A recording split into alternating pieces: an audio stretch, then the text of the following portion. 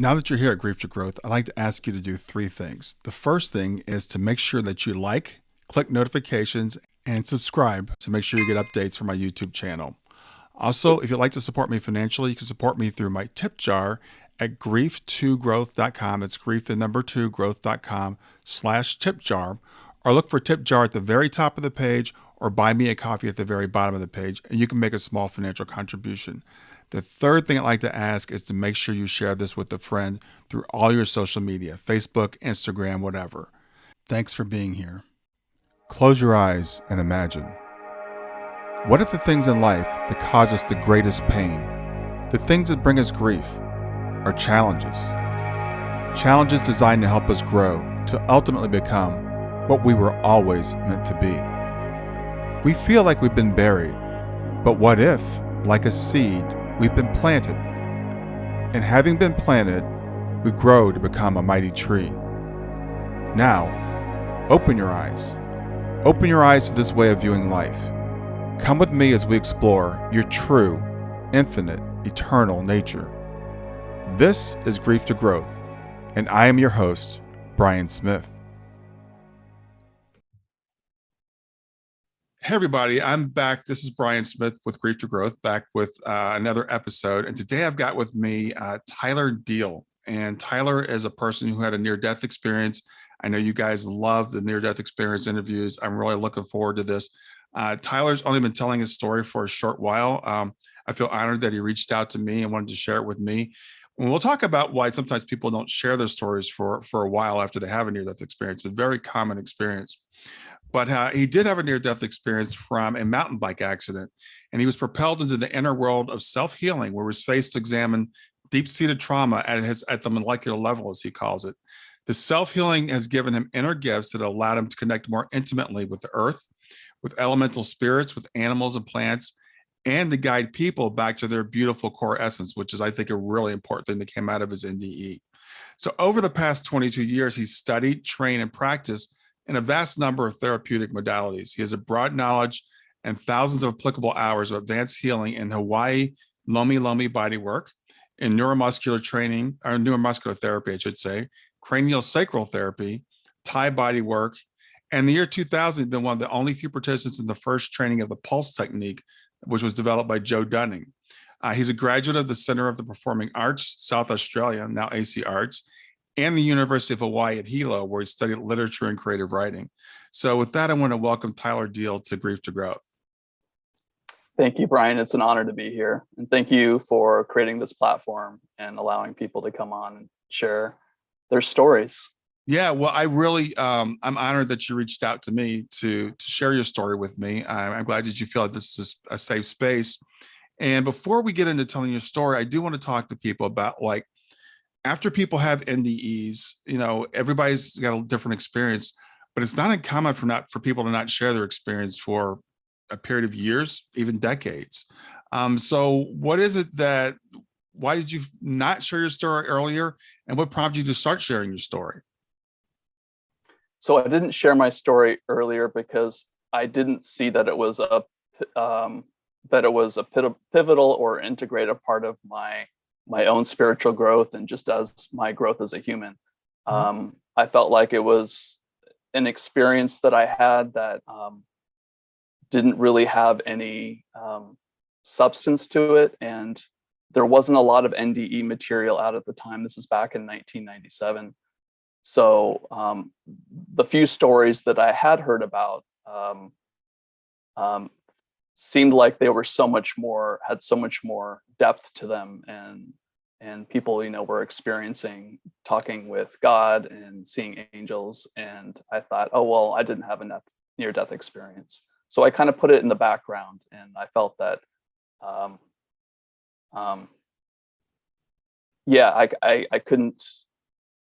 I didn't want to share it with people because I also felt that it was maybe too much for people to hear, you know, like, and we'll get into this, you know, seeing fairies and floating around and being super sensitive. And there was some fear putting that out there in the world and exposing myself. And what I believe was a time recently that I felt like sharing it was because I did begin to see more people have experience, and they weren't just the quintessential experience of meeting angels and going to other dimensions. They could have been just, floating above their body. And I began to examine it more, and I began to look at how it actually had changed me over the years, and where I had been, where I've come to today.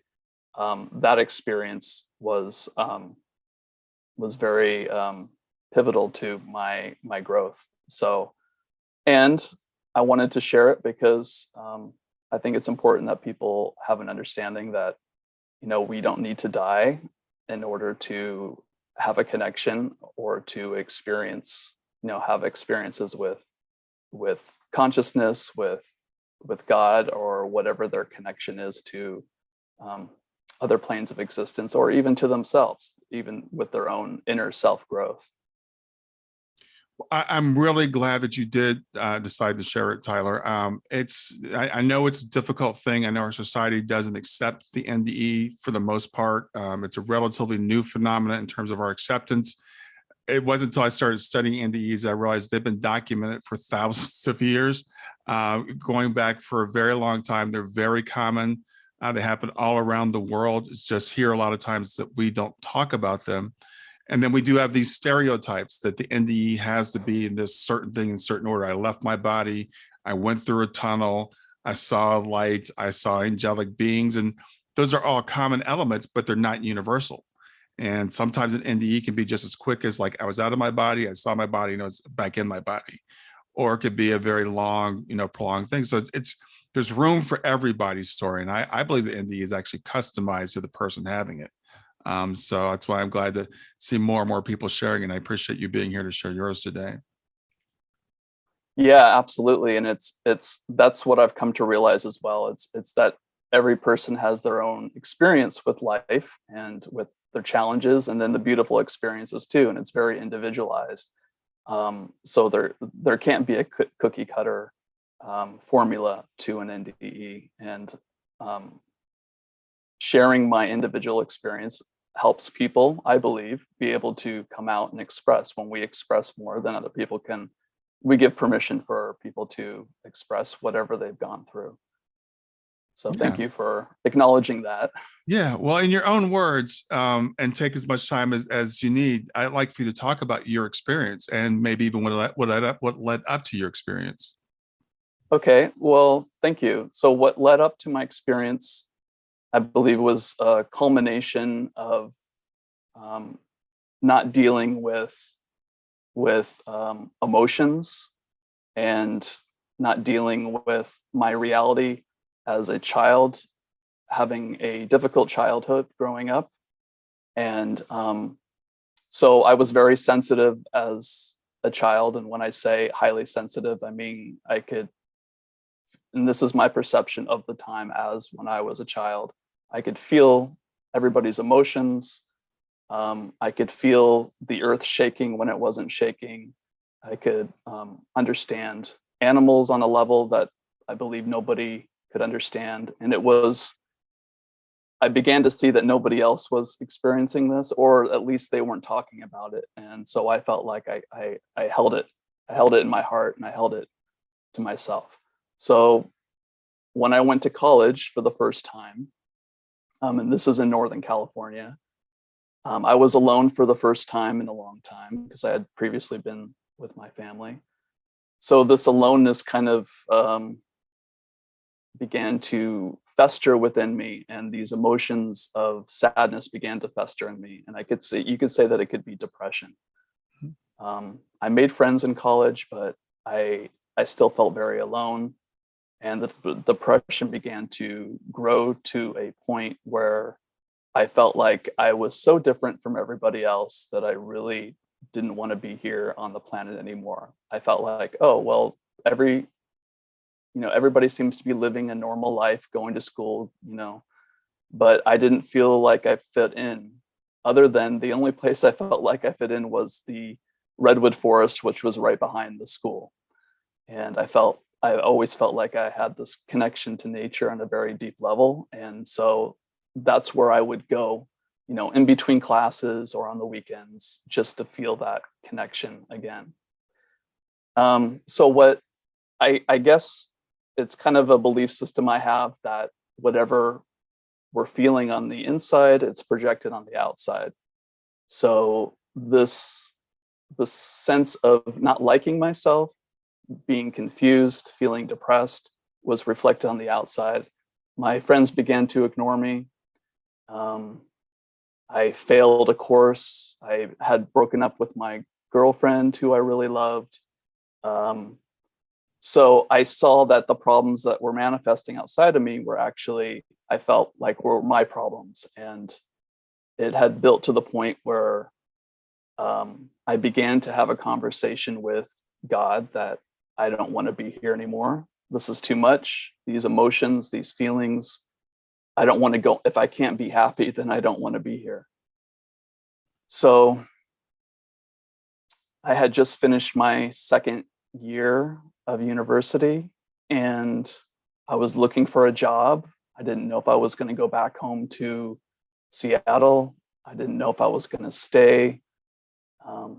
These emotions were continuing to get stronger and stronger to the point where I didn't think about killing myself, and I didn't think that would be a fun experience, but I knew that I wanted it to happen to me. I called out to the sky one day. I was walking my bike through town, and I said, "Please take me. I can't stand this. I don't want to be here." And it was just a few days later.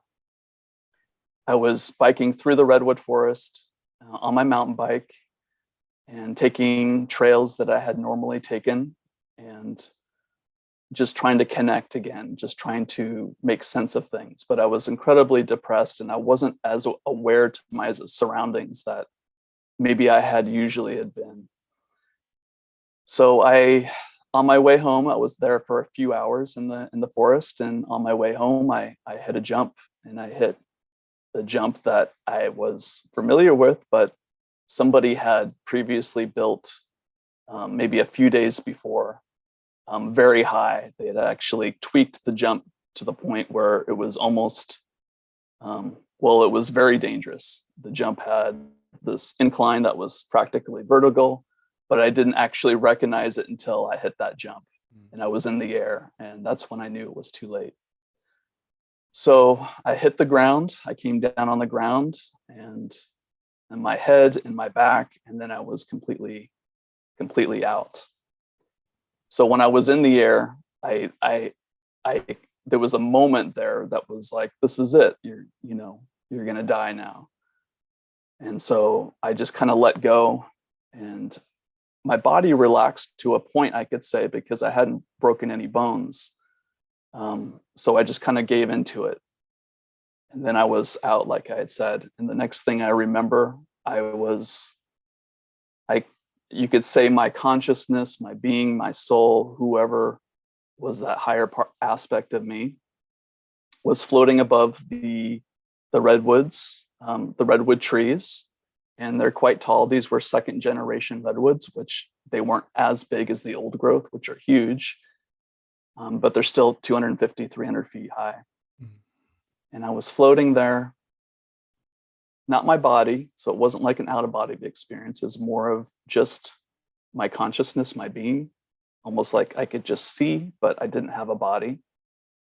And I began to experience my senses on a very heightened level.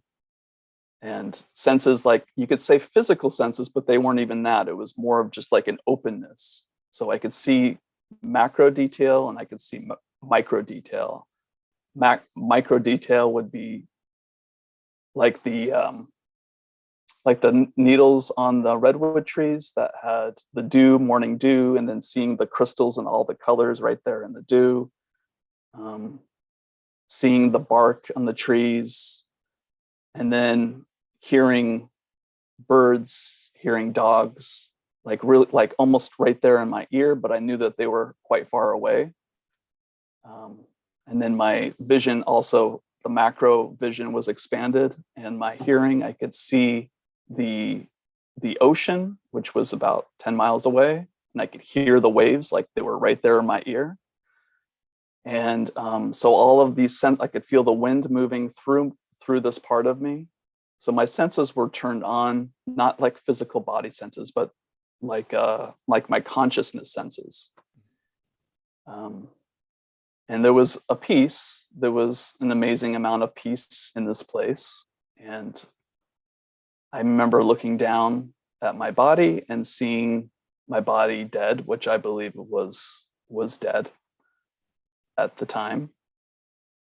And looking down and then just kind of realizing that this was the depressed part of me that was on the ground.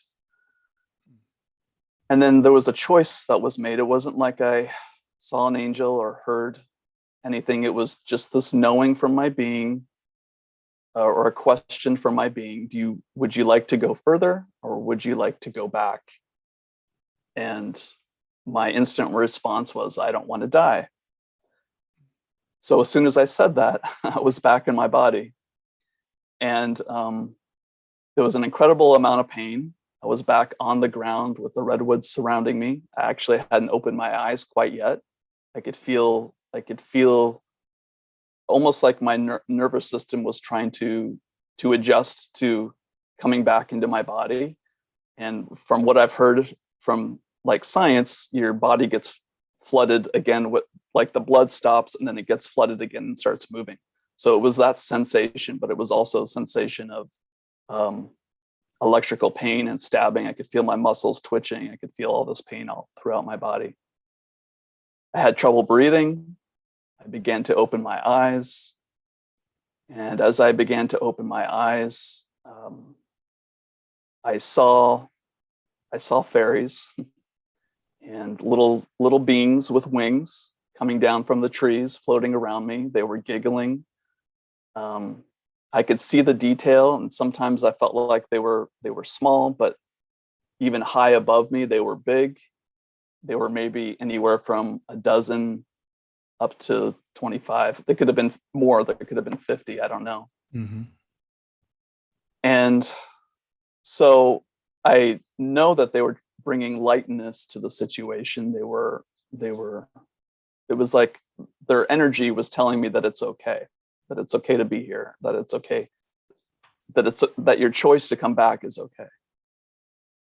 Then I began to hear this beautiful humming noise. I explain it like a Tibetan singing bowl, but it's not even quite like that. It was like this harmony, almost like this, when voices come together and they harmonize, but it wasn't human. And I knew it was the trees, because the trees, I instantly had this recognition that it was the redwood trees. And this hearing, and this also came with the sensation that came throughout my whole body. And I felt like it was a healing energy coming throughout my body. So I was experiencing this. And then I realized, okay, I'm still in my body here.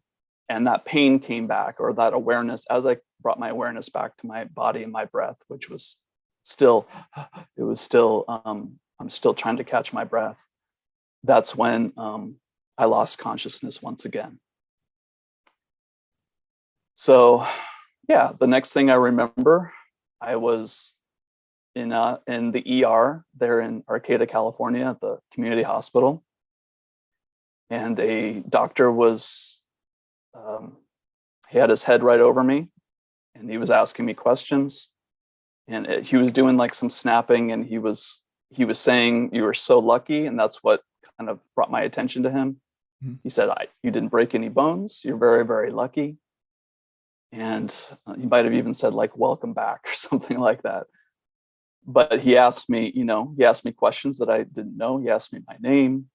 He asked me if I was a student at Humboldt State University. He asked me where I lived. He asked me if I was a man or a woman. I didn't know. I couldn't answer him. I didn't know what to say. And then he asked me, he asked me my phone number. I didn't know that. And then he asked me if I knew anybody in town that, that they could call. And I blurted out a phone number then at that time. And it was a family friend of my parents that they had known forever, who had retired there in the town. So they came and got me. He gave me some pain medications, and they came and got me, and I camped out on their couch for a while. I was sleeping a lot. My body had to heal. When I did have to get up and eat or use the restroom, I was in a lot of pain walking around. So that's kind of the crux of my near-death experience. My mom eventually came down and retrieved me from the Seattle area. Mm-hmm. And I had to make a decision, within a few months if I was going to return to school. And I couldn't, because I was just experiencing so much body pain, and I knew that I had to heal my body. So that became my focus, was how I was going to heal my body. And I knew traditional medicine for me wasn't the answer. So I sought out alternative therapies, and I found a man or I was given a recommendation of somebody, a man named John Stiles, who was a network chiropractor, and he really helped me. I would say within 6 to 9 months, the neurological issues and the neuromuscular muscle spasms that were going on, he had helped me, assist me in that my own body's healing. The next step after that was trying to find a way to be happy in life. So it was like get the body good, and then how can I be happy? Wow. Yeah. So I do have some questions I'd like to ask you. So first is, you said, I thought was interesting, you had basically prayed to die, I guess a little while before you had this experience. But then when you found yourself outside of your body and you were given the option, you said, I don't want to die. You chose to live. Did that choice surprise you? I think it surprised me. It did surprise me after the accident, because I was still depressed. In fact, even more depressed when I came back into my body. And it took me actually years. So that surprise, I never had that initial surprise of it was more like trying to figure out, not so much why I came back, but just how to heal myself. Mm-hmm. It took me years later to see that it was actually this part of me, it could have been, you could call it a soul contract. You could call it this higher knowing, this part that's connected to God, actually knew what was best for me. And that the depression and the sadness and the grief and everything that I was feeling wasn't really me, but it was a part of my, the emotions that I was holding deep inside me. And the mechanism would be like the subconscious programming, for you to get even more specific. Mm-hmm. So it took me a while to actually figure out that part of me knew what was best for me, and I didn't. When you're in a state of being really sad and depressed, you don't really, you can't. It's hard to figure things out on a logical level, I guess. Sure. Or to interpret things. Yeah, I think that's very true. And I think, I think a lot of times we'll say, I don't want to be here, or I want to die, until we actually get into that situation. Then we realize there is this will to live that's inside of us. And so that's why I was kind of interesting that you said that prayer basically, but then you realized I do still want to be here in spite of the pain. So I'm curious as to what your beliefs were before you had this experience, in terms of like what happens when we die, or did you have any thoughts about that, or were you surprised to find that you were outside of your body? Yeah, I did. I mean, I believed, and it was kind of a vague belief. I never really explored it as a kid and as a teenager. Right. I knew that we passed on, but it was, our body dropped and we continued on. I never had a religious background, but I always had my own connection, even since a little boy, connection with God. That didn't make things necessarily better being here, but I felt that it was that I would be, so that I'd be okay eventually, if I were to pass on. My parents, specifically my mom, she had close friends that had passed on when I was young and when I was a teenager. And, there was sadness there, but I also knew that they were okay. Like I could feel their presence and they were okay. I had an incident when I was 14 where I lost a close friend. He knew months and months before he was going to die that he was going to die, and he was total peace with that. And once he did pass on, of course I was sad, but I could see him in a different form, and I could feel him feel him as who he really was. So what was the second part of the question, Brian?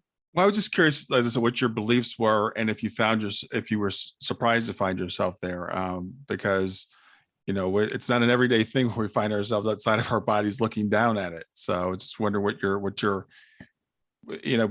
beliefs were before that happened. Yeah. So I think I answered that. Yeah, absolutely, you did. So, and I kind of smile when you talked about the fairies, and it's funny because I know someone who has seen fairies.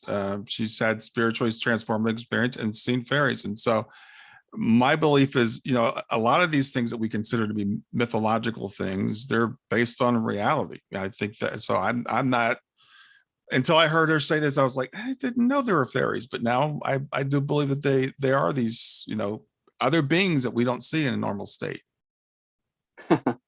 Yeah, I when I was really young, and these memories actually didn't come back until after my NDE. This is part of my memories that I had shut off, but I do remember as a kid when I was like 3 or 4 years old. I remember seeing them around me. And then when I was just prior to my near-death experience, maybe 6 months, 9 months, when I was in love with somebody, I could see them in my inner vision.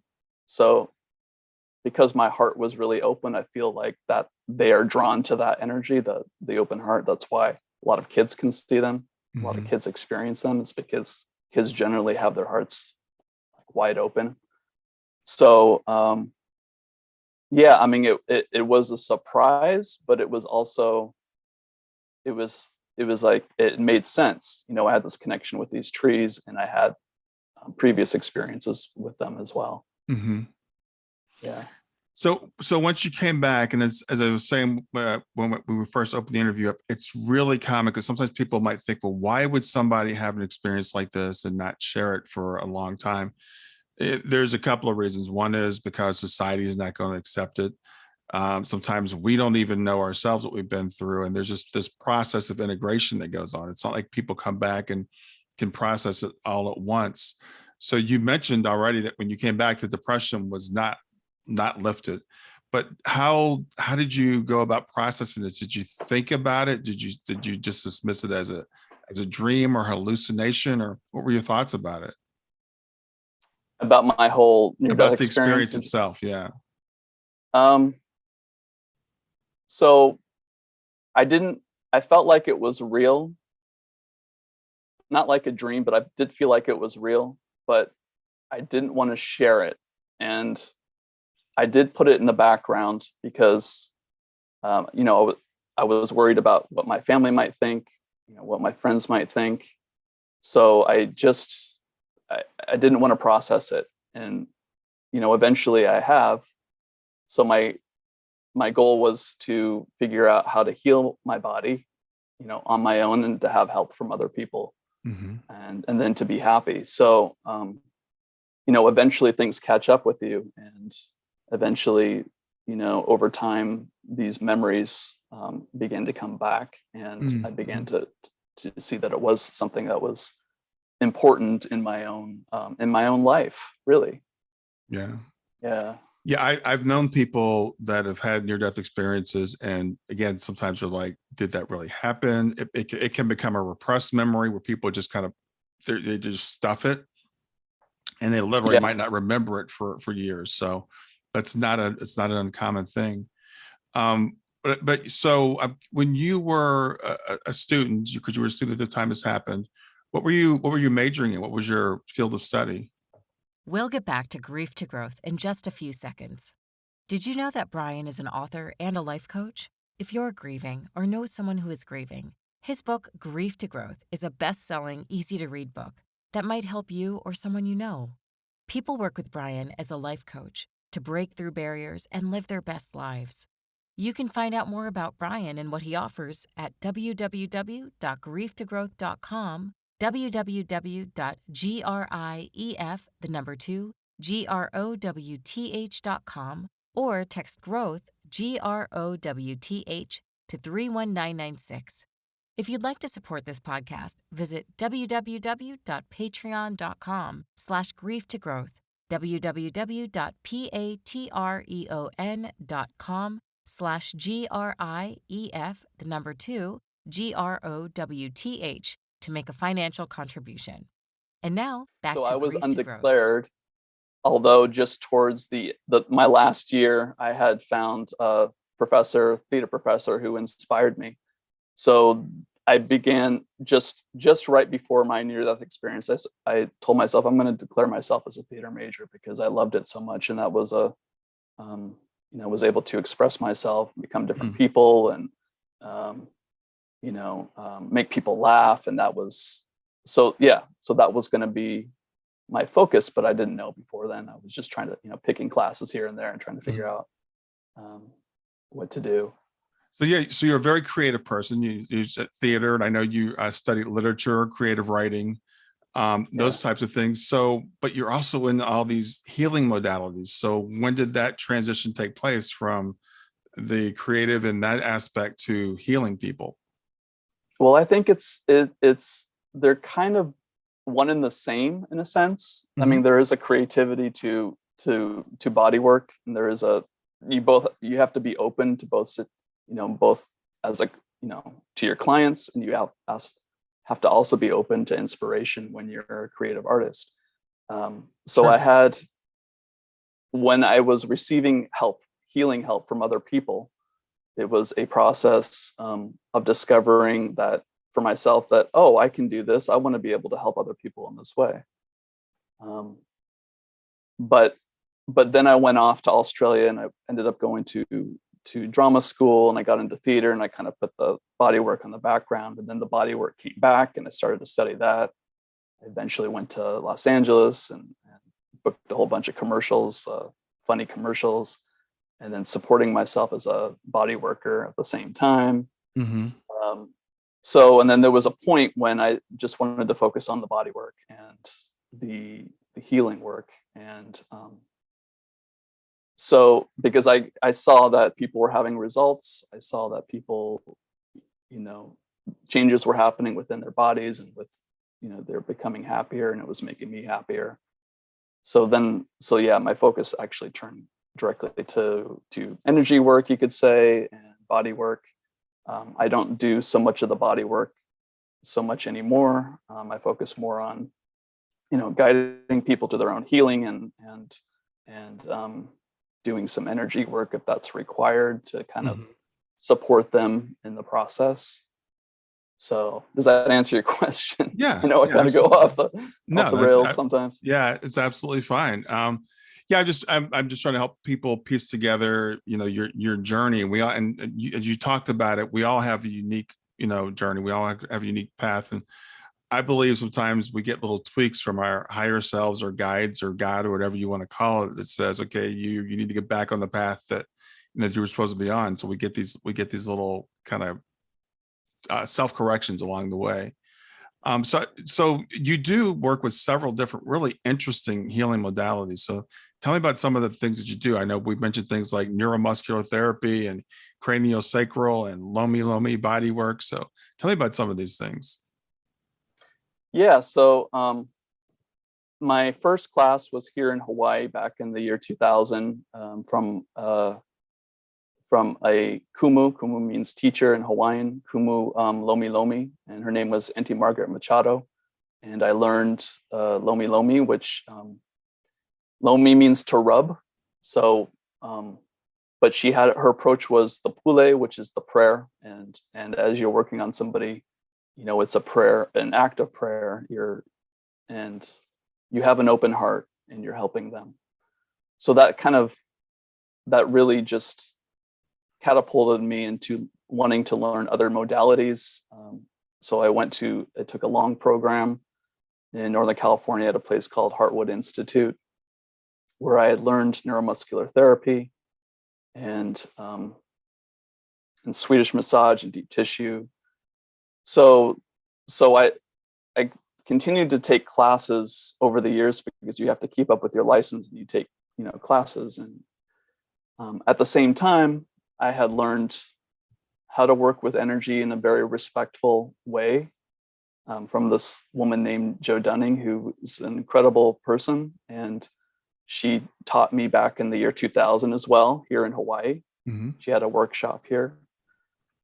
And so I kind of integrated that work into my body work. And then it has evolved since that time to really my own work and my own intuitive, integrative approach to working with people, figuring out, I see people as perfect. And if I don't see them as perfect, then I know there's something within me that I need to deal with.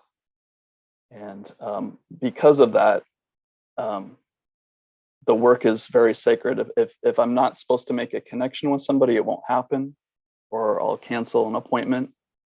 It has to be what I would call like a divine right timing or divine right order. So that connection has to be perfect. So when I work with people now, it's very much on an energetic level, but it's very much also dealing with the physical body and how the physical body holds on to what I call like charged emotions, Mm-hmm. and what I see as I see them and as I experience them as molecules held within the nervous system. And I'll just go back a little bit. I had to do my own healing first of my nervous system, because that's where the damage came from the NDE. Mm-hmm. So through that, I had learned how to figure out on an anatomy level how to work with the nervous system or understand how the nervous system functions. But I also began to see that the nervous system very much has an energetic aspect as well. Mm. So these molecules, when the energy comes through, it breaks up these charges. And beyond these molecules is actually what we would call like subconscious programming. So we might have a deep-seated belief that we're not good enough, or that we have a fear of snakes. Maybe something happened when we were really young, we had got a snake bite. So the emotion is actually the byproduct of something that had happened much deeper.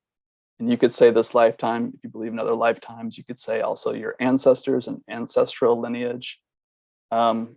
So my work today it's very intuitive, and it's very much figuring out where people feel like they're stuck and trying to, not trying to, but work with them in a way where they feel comfortable. And if they're ready for that release, and guiding them through that.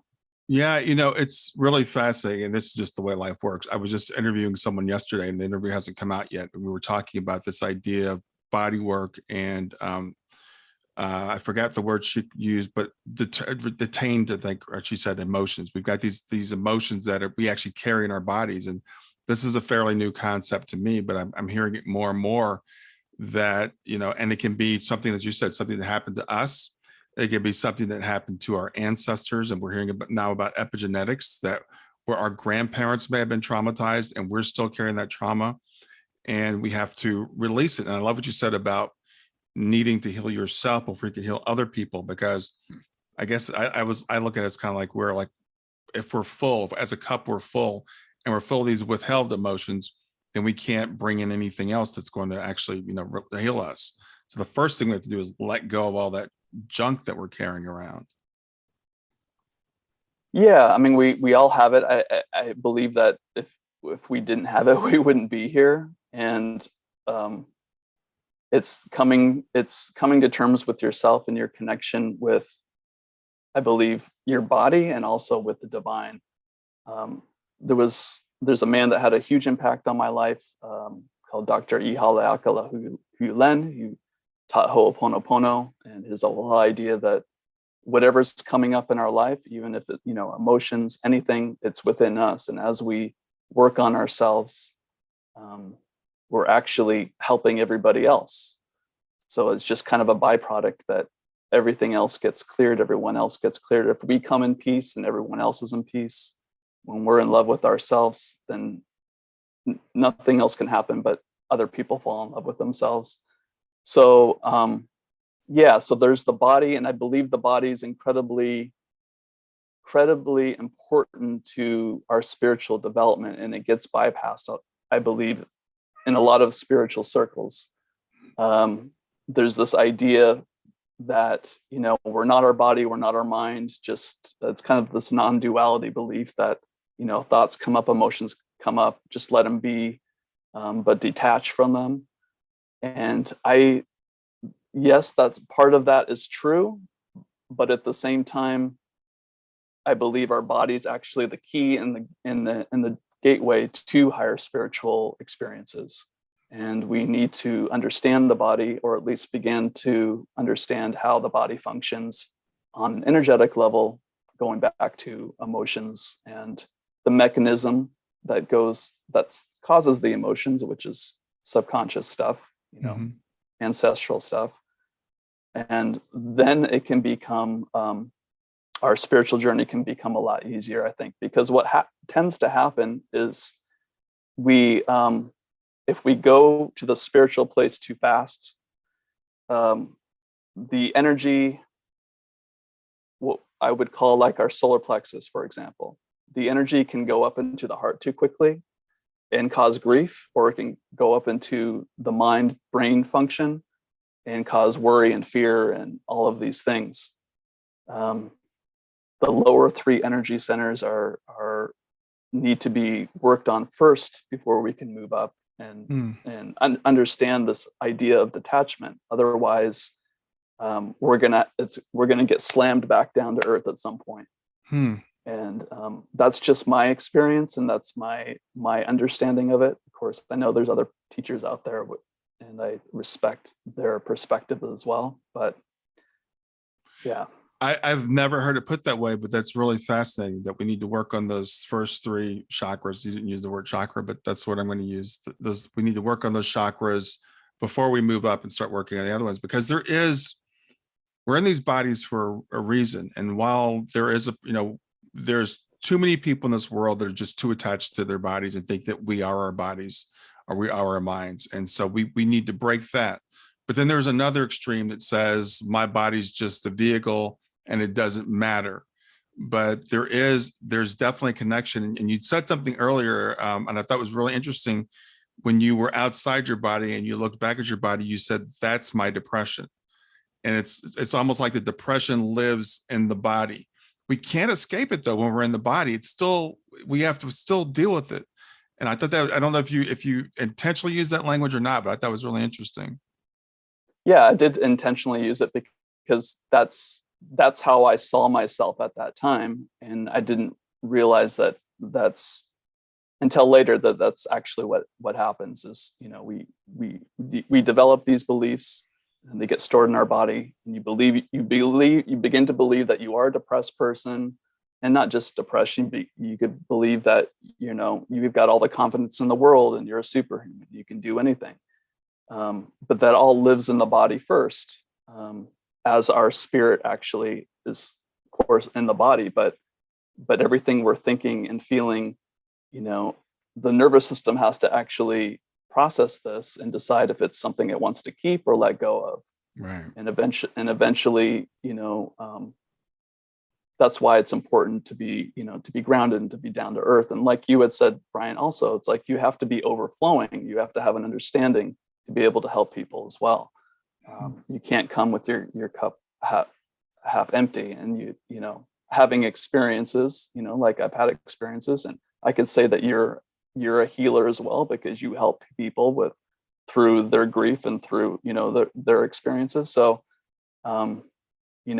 we can't put labels saying, you know, healers are this way. You know, my mom's a healer. She, you know, not only does she have energy coming through her hands and her hands are really warm, but she's a mom, she's a parent, she's, you know, raising a child. That's a healing act. You know?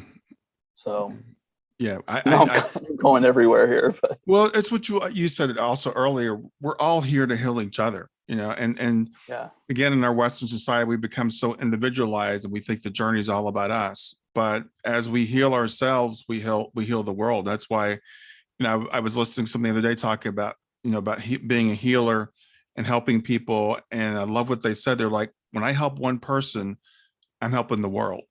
And you know, I think that's so important. And that one person we can start with is ourselves. And I also love what you said about, like, you know, I have to see people as perfect, because this is another thing that trips people up when they're outside of our circle. When I say that everybody's perfect, they're like, well, clearly those people are not perfect. Clearly that person is not perfect. And it's like, no, because we all are still attached to this bodies with its beliefs and the lies, frankly, that the body tells us. And that veil that shrouds us, that keeps that perfection that we are from actually coming and manifesting. And that's what you do, is help clear that so people can manifest, you know, who they truly are. Yeah, absolutely. And I know it's hard for people to kind of grasp that idea, because you can seem, you know, kind of existential, that, you know, well, how can they be perfect? Well, it goes back to the idea of, you know, everything has God within it. And if I don't like somebody, if I feel like someone did something wrong to me, then that's my belief. That's my feeling that I'm having. So it's an opportunity, actually. And you could say go within, but it is really changing these perceptions within us. So we can be a clear vessel, and so we can feel more free within ourselves. And I think that is freedom, when we begin to experience that, oh, everything is perfect, everything is beautiful, even though I'm not getting what I want right now, or even though this traumatic thing happened to me. I can move through this, you know, and that's what makes humans so incredible. We've gone through so much for so long that we can actually move through anything and come out on the other side. Yeah. Well, let's talk about challenges, and because, you know, a lot of times people are like, why is the world like this? Why do we have these challenges? What are your thoughts on that? Well, I think, are you talking about like personal challenges, or are you talking about big global things that happen? Either way. Let's start with personal, and we'll move on to the world things. Well, I think it's really one and the same, Brian, in a sense that kind of goes back to the idea of once you heal yourself, you help other people heal. So I think these challenges are really opportunities, and opportunities to kind of peel the layers of the onion to get to the core of who we are.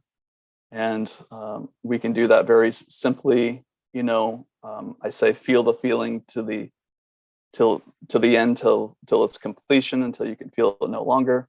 But it's also looking at the mechanism that's running that feeling. The challenges manifest in our lives because we haven't dealt with something that's very deep. And when life begins to flow, you know, the more we actually go within and continue to point our focus back within, it takes a lot. It's like being in the Olympics. You have to constantly keep going back within.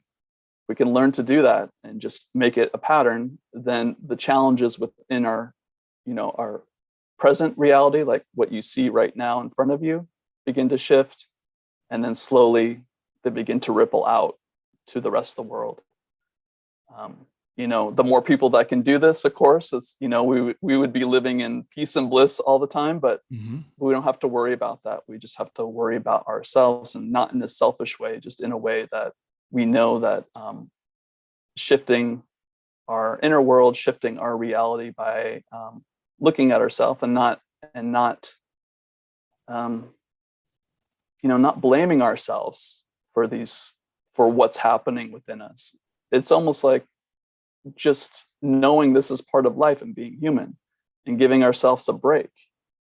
then it can become easier to assist others and see how the world begins to change.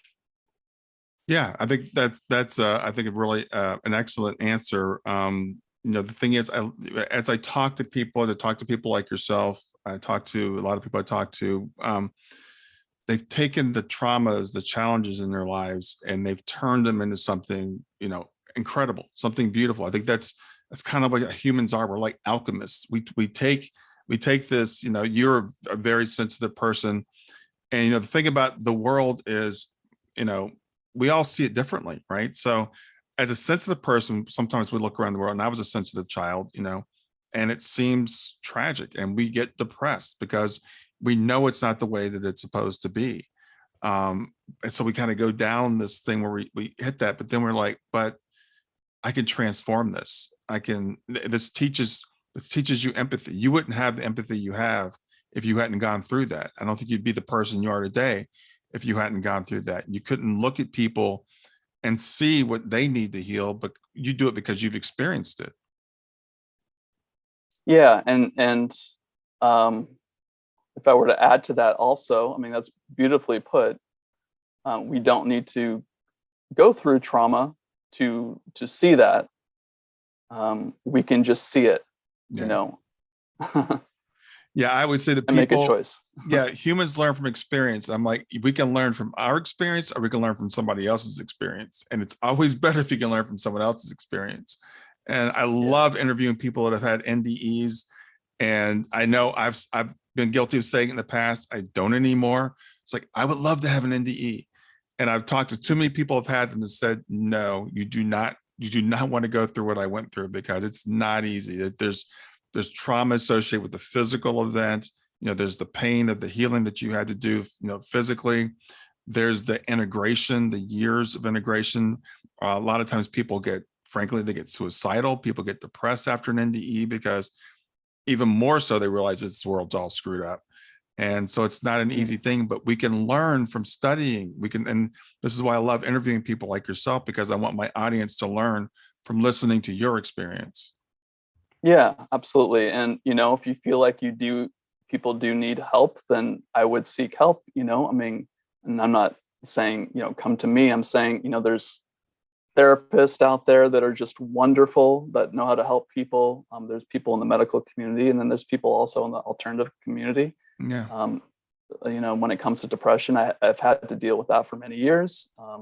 And I dealt with it in my own way. And, there's still moments I have, like we all have, where, we're human in these bodies, where we get depressed. Yeah. And so it's, we're never going to be perfect, but we are perfect. That's the thing. It's like, even that depression, even that, that grief, whatever it is, even within that, that's perfect. Mm-hmm. That's,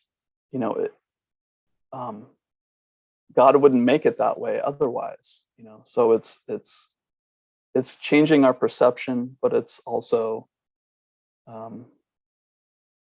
discovering what works for us. And yeah, I love what you said. It's being able, this shift is not, it doesn't physically change the world, but it changes our perspective. And being able to, I remember many years ago, I ran into these guys who had come to this conclusion that we were all perfect, and they would look at each other and say, you're perfect. And they'd look at me and say, you're perfect. And I'm like, okay, you guys are just smoking something. I don't know. I am far from perfect, but it's being able to see the perfection, even in the imperfection, because the imperfection is part of the design. I mean, so we are all where we're supposed to be, no matter where we are. And when we look at other people, sometimes we can tend to judge them and say they're not where, where they're supposed to be, but they're where they're supposed to be. Exactly where they're supposed to be. Yeah. And it's okay to be, whatever you're going through, whatever you're experiencing, it's okay to experience that. And I think the moment we say that it's not okay, then that's when we have to kind of reevaluate our lives and figure out, how we can help ourselves. Yeah. I asked you to give me some sample or some questions I might be able to ask you during the interview. And one you gave me, I'm really interested in exploring, is releasing the resistance to life. And you mentioned the end of karma on planet Earth. So first of all, karma is an extremely misunderstood concept. So if, like you explain to me, what does karma mean to you?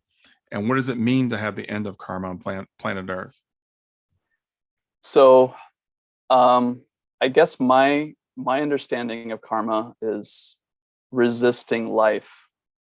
And when we resist life, resist life is when you have judgment about somebody, or you don't want to feel the emotion, so you project your energy outward. Resisting life is, if it's raining and you'd rather have it sunny. I mean, it can be as small as that. It could be as big as our traumatic experiences, our what's happening in our life, a loss of a loved one, or a divorce, something like that.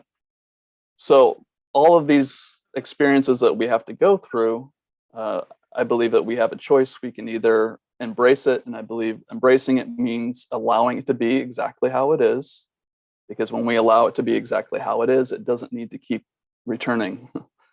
So the karma part is, when we have karma, we're resisting life. And then when we can embrace life, then these experiences don't need to continue. So that's how I define what karma would be. So the end of karma on planet Earth would be, ideally, everybody allowing life to be and unfold the way it's supposed to. Doesn't mean that we don't have free will. It doesn't mean that we just sit back and allow things to happen, that we can still take action and live our lives. And we have to, we have to, we have to keep a roof over our head. If we have the privilege of having a roof over our heads, we have to, feed our families and those kinds of things. But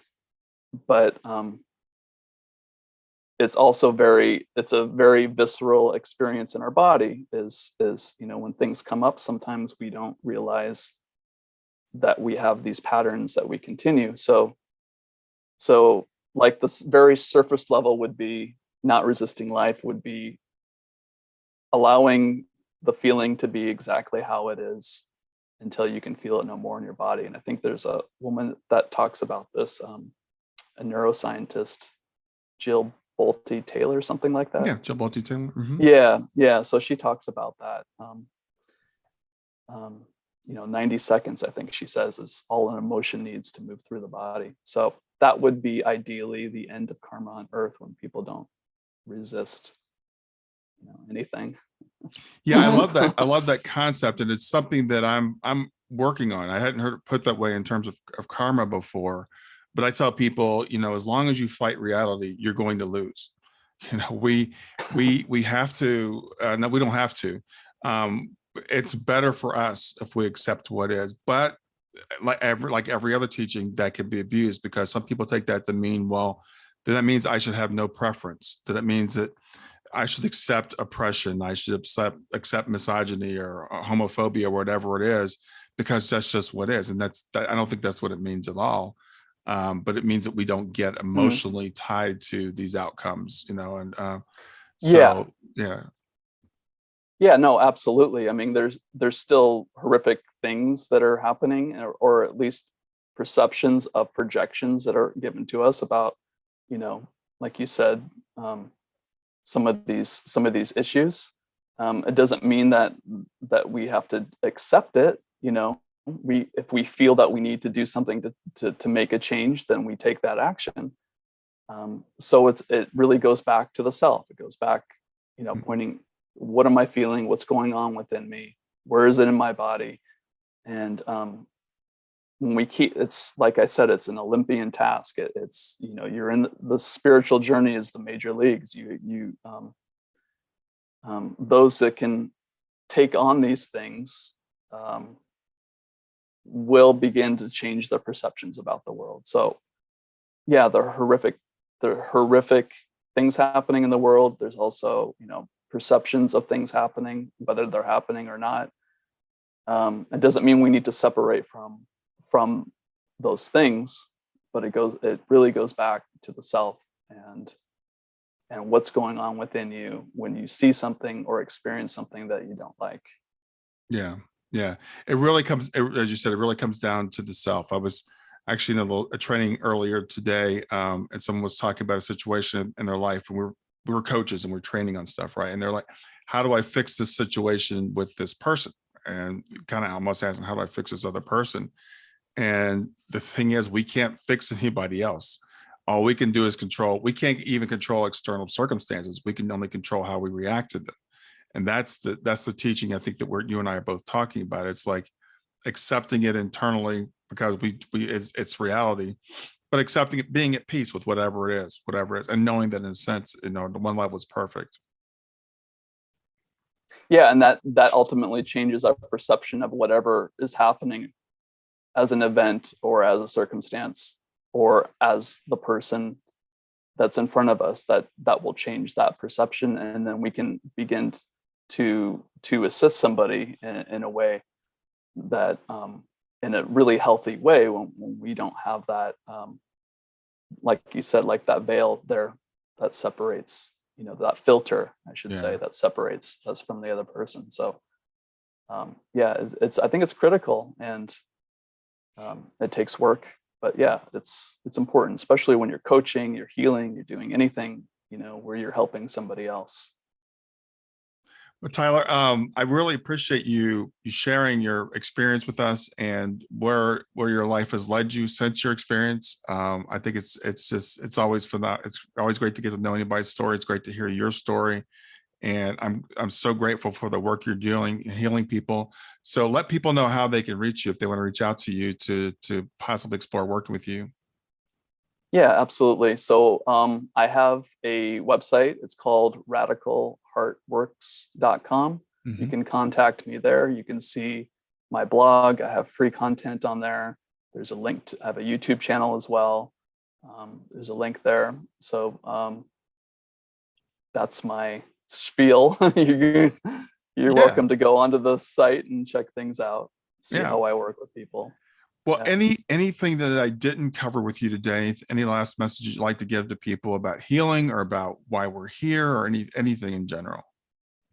Anything in general, and I think it's fairly general what I'm going to say, but it's also really important, and that's following your own, exploring your own story. I know there's so much material out there, and it's easy to kind of latch on to techniques and what this person is saying and that person is saying, but being yourself is the most important thing, and just finding out, what works for you and how you can be happy, and following to the beat of your own drum, basically. And I know that's kind of general what I'm saying, but I think it's really important that people, kind of take a step back from all the information that's coming at them and figure out, how can I follow my heart? What makes me happy? And what can I do? And in doing that, that's going to help other people tremendously. Yeah. Well, I think it's general, but specific, because it's universally true. We each need to find our own path. I'm a big believer in that. And the farther I go along on my own path and the more I talk to people like yourself, the more I am convinced of that. So a lot of times we're looking for a one size fits all solution, and we're all different. And even with you have different healing modalities. Most of the healers I talk to, if they've been in it for any amount of time, they don't do one thing. They've got different. It's like, I look at it like a toolkit. We've got different modalities for different people. So I think what you said is extremely important, and we need to. It's like everything. There's always this dichotomy. It's like, okay, we're on our own. We're individuals, but we also can't survive without each other. We need to reach out for help. So it's a little bit of, it's both. It is both. Yeah, we do need help from others, and we do need to support each other. So yeah, it does go hand in hand. Everything needs a balance, right? So yeah. Well, Tyler, thanks again for reaching out to me. It's been great getting to know you, and I'm looking forward to getting this out to the listeners. Oh yeah, me too, Brian. It's been an honor. Thank you. I really enjoyed talking to you. It's an easy conversation to have, and thank you so much. All right, have a great day. Okay, you too. Don't forget to hit that big red subscribe button, and click the notify bell. Thanks for being here.